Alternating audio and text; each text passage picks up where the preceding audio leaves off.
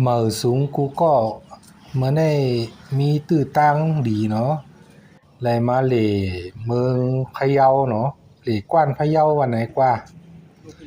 กว้านพะเยาอันว่าในอยู่ที่จังหวัดพะเยาเนาะจำมันดังเมืองเกียงไฮวันไหนกว่ามันเป็นหนองลงอยู่นาเวงอะนะพวกอะไรชื่อว่ากว้านว่ะความใจเขาแต่ว่าแต่มัวกว้านป่องว่าหนองลงแน่กว่ากวางเทกวางวาเนาะกันเฮ็ดหุ่นหางนักก้างเนี่ยไว้ที่ข้างหนองนะเอาไว้ตอนตาก้นมาเรียนมาเลเนาะไล่ถ่ายแคปหางเนาะถ่ายรูปอันนี้เป็นขุนพญางำเมืองวันในเมืองพะเยาเนาะมีปอก้าเมขายเนาะเอาคู่ขุนตั้งขายมาว่างเนาะก็ใครผู้จอกันต้อเนาะเนี่ยก็เขาก็ไว้ก็ชาเลยนะกันในก็มีปลาตั้งโคกุ่น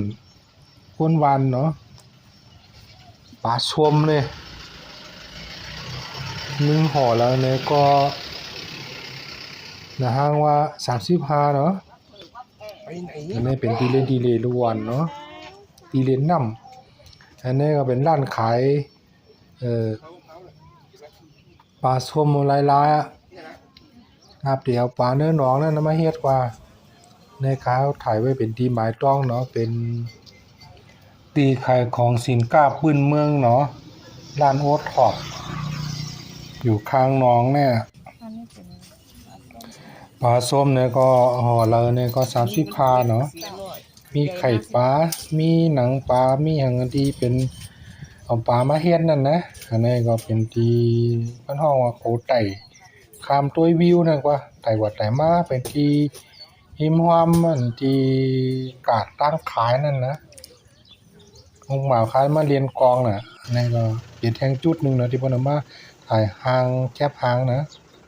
เห็นวิวเห็นเมืองบ้านพะเยาเป็นหูไว้ล่ะอันนี้เขาขอเอารถมาจอดแล้วก็ที่เขาก็กินข้าวให้กั้มกว่านั่นเป็นร้านอาหารเนาะจำอันที่ผังน้องนะแล้วก็จำในคืมรวดแล้วก็ตึกพิษปากชมมาขายแท่งว่ะเขาก็มาเว้ด้วยแท่งเนาะเพื่อนหนากันแนมขาย40ว่ะตั้งแต่มาขาย35ว่ะ